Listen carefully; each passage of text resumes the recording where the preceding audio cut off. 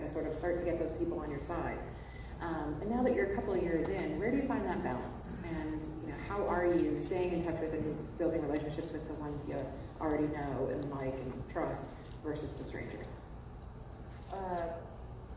Well, after I close the deal, that's not where the deal ends. I always try, especially if I know one of my clients has a birthday coming up, or an anniversary, or a kid's birthday.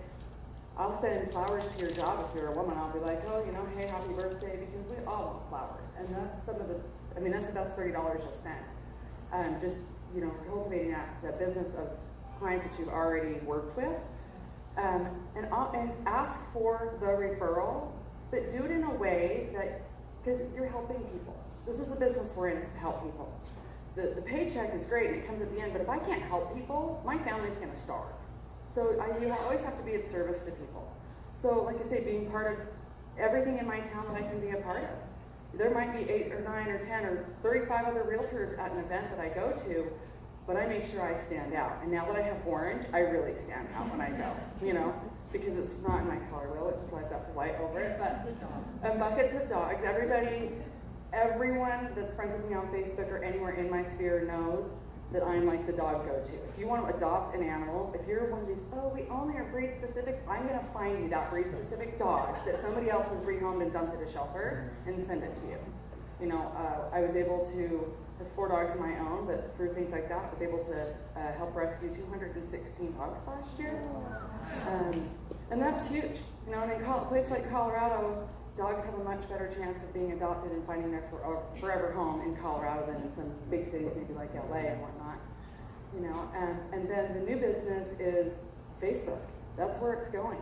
We all have kids and nieces and nephews, and they live like this. And so what's going to happen is that's how they're going to buy their house. I don't like the color of these walls. There's going to be a little color palette, and they're going to hit it, and they're going to change it. They're going to change the flooring, and now it's their dream home. We have to embrace that. Like they were talking about this morning on the main stage, we cannot be afraid of the technology, because it's never going to replace you, the realtor that sent the flowers, brought the dog food to your client when they just moved. Just always provide value, and always provide a call to action if you're going to door knock or you're going to cold call. 2 things. Call to action, provide value in everything you do, and that business will come back to you. Maybe not through her, but she may have a friend who needs a good realtor, and her friend loves dogs. I'm the first person she's going to think of to send to. It's keep up on your relationships with everyone.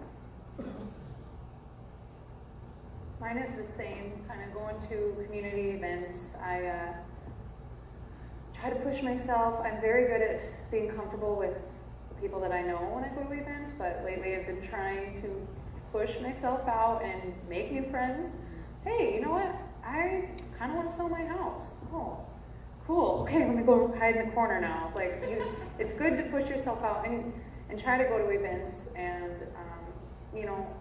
I'm fortunate we don't have a lot of realtors in our town, not like you do. So when I go to these events, I'm the only one there. I'm the only one these people have to talk to, and they're going to remember me. And it happens a lot. And even little things to get new people is, I know you don't like Zillow, but I've gotten a lot of calls because I stay on my sales. If you add in your sales into Zillow, I have gotten so many calls, and people will be like, hey, I see you're the only one that sells real estate in Williston. I'm like, yeah, I know, right? I'm the only one that stays on top of it. So people think I'm just this great real estate agent when I'm just the only one putting it in Zillow. And so it's a big... I'm sure it's both. Well, yeah, I hope. But little things like that to attract. Social media is huge for me. I try to, one time I did a giveaway, $100 gift card. Tell me what your favorite place in Williston to go in the summertime is. Comment, share this. I got 200 likes off that, just on my page, and I don't know, 5,000 views or something. And it was just giving away a $100 gift card. I boosted it, and I got so many new people messaging me, asking me questions, and I didn't keep track, but I probably got a few deals out of it. So. Yeah, and that's one thing I will say is you are not James Bond. You are not a secret agent. You should be wearing your name tag everywhere you go. You should be, one of my first mini goals when I got my license was to carry around 10 cards in my pocket every day. To get rid of those 10 cards to people that I didn't know. And it's a great way for accountability if you know how many you have to start with. Because then the next day, you're like, oh, for that night, I'd be like, I have 2 left. Well, tomorrow I've got to do 12. Well, now I carry around 25. And we're standing in line at the coffee shop.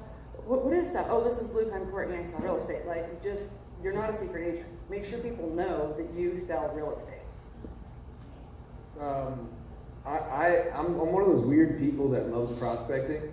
I'm obsessed with it, like in an unhealthy way. Like I was making cold calls last night. Like I love it. I'm obsessed. And honestly, I need to be obsessed with the work that I'm doing. Like I need to be passionate about the work that I'm doing for it to translate to the people that I'm working with, that I truly love what I do. So I only focus on things that I really love to do. And so for me, cold calling is one of those things, like I really love it. I really do love working with first-time home buyers. I love it. It's awesome. And like to see their face light up, like, man, and they just, when you earn their trust, they just trust you. It can be like we're going into a lava pit, and they're like, okay. Like they just are cool. They're just done. They're in, you know? And so I like to really qualify them and do the buyer presentation. Super important. That's a really good way for me to just basically filter out that lead.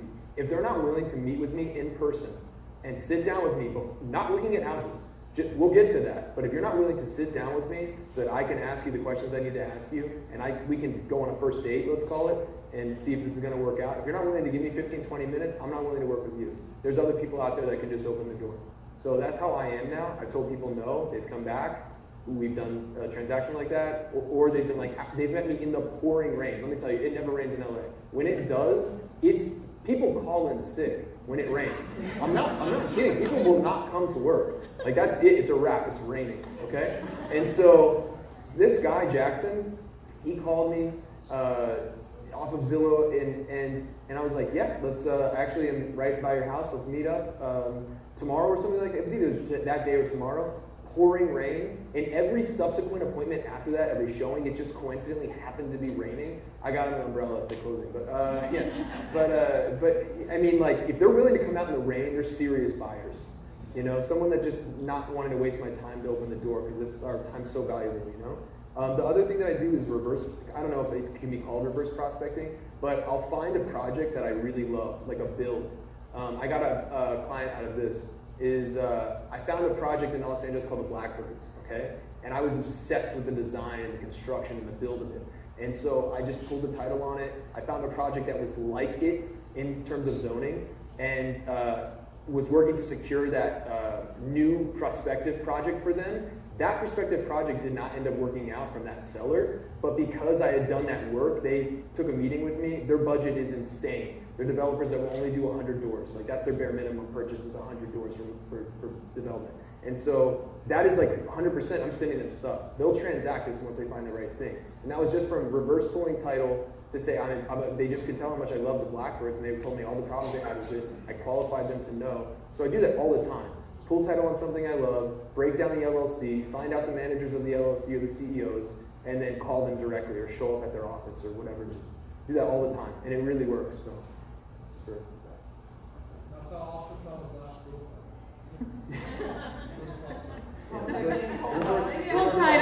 Pulled title, did some stalking. Stalker. If PI worked paid, I would do it.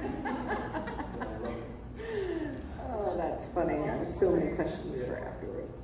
All right, best piece of advice for someone starting out or someone who feels like they need to put some fresh energy into their business or grow. Best piece of advice you could offer them. I warned you I was going to ask this question. Don't give me those looks. We start with you. Best piece of advice, get busy. Get busy. Yeah, book appointments. That's really what it is. Like that always be closing that she just talked about. I love that. I watched that scene. I love that scene. Always be closing. The Glengarry. The Glengarry leads. Oh man, the Glengarry leads. I want those leads. And so, like just booking the appointments. Like I'm not focusing when I'm cold calling. I'm never focusing on trying to get the listing or trying to get the sale or any of it. I'm just focusing on, let me pop by for 5 minutes. Let's chat. Easy. Okay, if they say no to that, then I'm just looking, cool, man, no problem. I know you're busy right now. Is it cool if I follow up with you next month? Yes. I closed. I just closed. I just added it to my calendar for next month to call them on this date at this time. And that to me is like the win. So that's what I just try to book appointments. Action creates momentum. Yeah. Yeah, go. Yeah. Mine is communication. Your clients want to hear more than you want to tell them. If you don't hear an answer from the other agent that you're waiting on, text them and just say, hey, just wanted to let you know that I'm still waiting. Because if you don't, and I am terrible with it too, just that quick text is huge for them because they're sitting behind the screen waiting for that email. What's going on? What's appraisal? How's the inspection? Blah, blah, blah, blah, blah. And just, it's almost put it in your calendar, your clients. Just tell them you're thinking about them. Hey, just thinking about you. Or people that, you're prospecting or something. A lot of my reviews, the biggest thing that I see on them is, she helped us through the process and she let us know what was going on all the time. And I still can get better with it, but that's a huge thing, I think, to remember is you just, even if you don't know anything, just say you don't know anything. But just say it to them. I would say you got to do what you don't want to do when you don't want to do it at the highest level every day. That's what's going to generate. That's what's going to make you money. And you have to get comfortable being uncomfortable. You have to. You can tell me no 1,000 times. I'm a realtor. I'm going to keep on asking. I'm used to no. Yes is like throws me off. Well, yes. This is going to be great. But you have to do what you don't want to do when you don't want to do it. Gingrich, who said, perseverance is the hard work you do after the hard work you've already done. Yeah, that's pretty much it. All right, one last question, and then I'm going to let the audience have a chance to ask you a few questions if they have any. So start thinking if you have questions. Last question I have for you guys is, you've all been in the business 3 or less years. What are your goals for the next 3 years? Skills, learning? To hire an assistant. Love that. That's a good one. That's a good goal.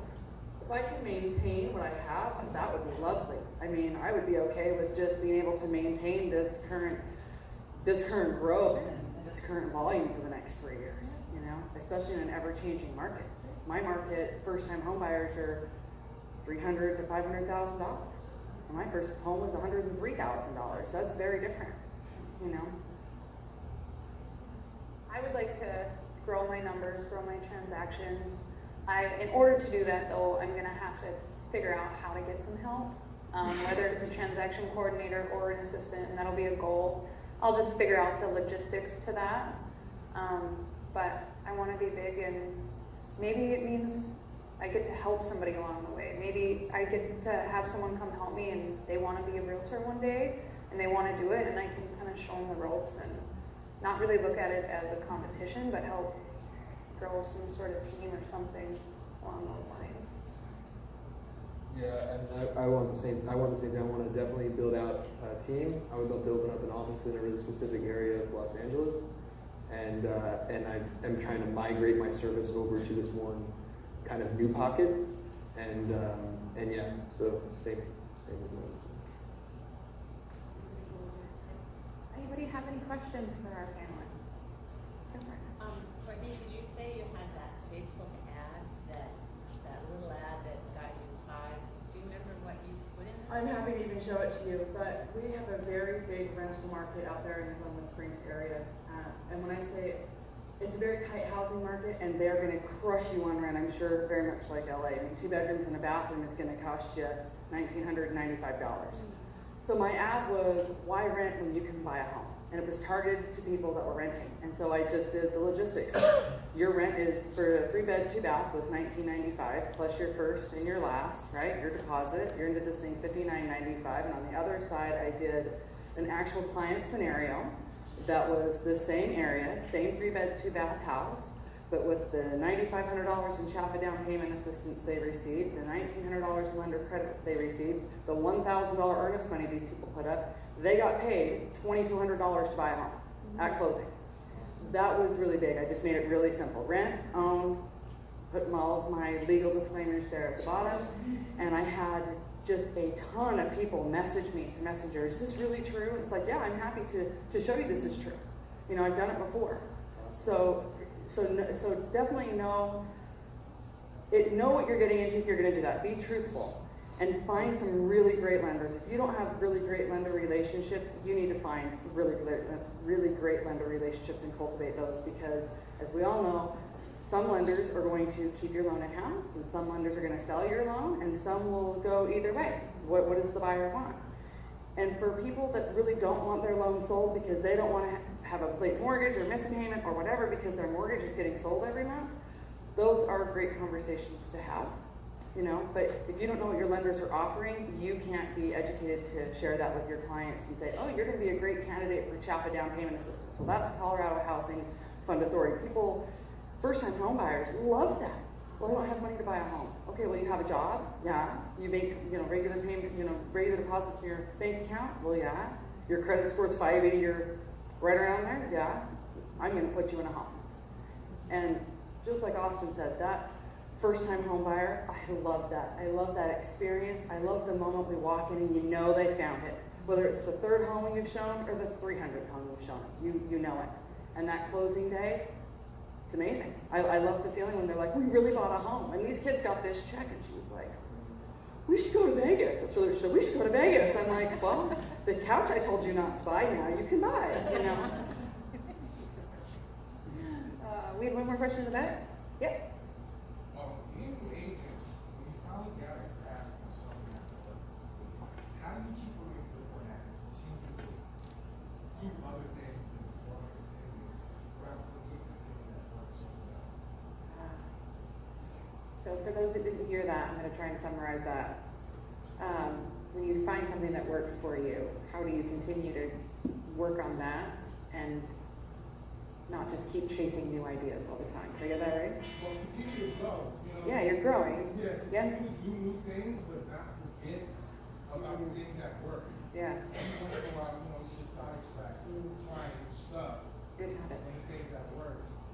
I guess I'm always trying new things. I'm always going out. I've got all these ideas. I probably shouldn't do that, but I do stick to the things that work. But I want to push myself. Oh, I need to do a video on Facebook, even though I've only done one because they're terrifying. But it's important to keep doing new things because you want to be the first one in your market to do it. You want to, but still keep the same. You need to have your own personal. I think the thing that really worked for me when I was new was open houses. It's a really great way to not have to spend a lot of money. Someone else already did the work, and they'll let you hold their house open at an hour. And if somebody's like serious enough to put their pants on and like come out to like see a house, then they're probably pretty qualified. Like they at least have the desire to purchase. It's not just like randomly calling like I do sometimes. Like open houses are. My brother-in-law just got his license in Texas, and in the last month and a half, he's a brand new agent just from open houses alone. Has closed $3 million in the last month and a half, just from open houses. So if you're new, open houses like for sure all day. And I think the question too is a little bit to me touches on accountability. So like you've got these great habits, and then you have to continue to grow and do more things, and you're working with more people. How do you hold yourself accountable to continue to do those really good basic things like open houses or talking to people or going to things? Like how do you, where does that accountability come from? Is it scheduling? Is it other people? Is it? Wake up earlier. Yeah. Wake up early. Don't reinvent the wheel. Yeah. Surrounded by smart people. Yeah. I serve on the board for Gilman Springs Association of Realtors, and they wanted me to chair a leadership committee. Well, I didn't know anything about leadership committees. So I reached out to other local boards that have leadership committees, and it was the best $5 coffee I ever spent. They told me what worked for them, what didn't work for them, what they had tried in the past, and I was able to take that and bring a really great startup leadership committee to my board because I wasn't trying to reinvent the wheel. They already told me what worked for them. So I would say, just don't reinvent the wheel. You're surrounded by smart people. Use those smart people.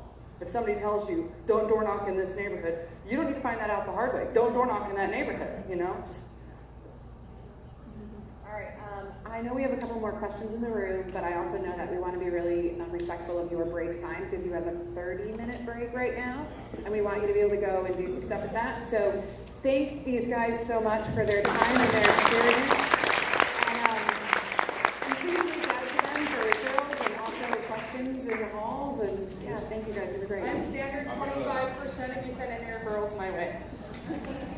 Yes.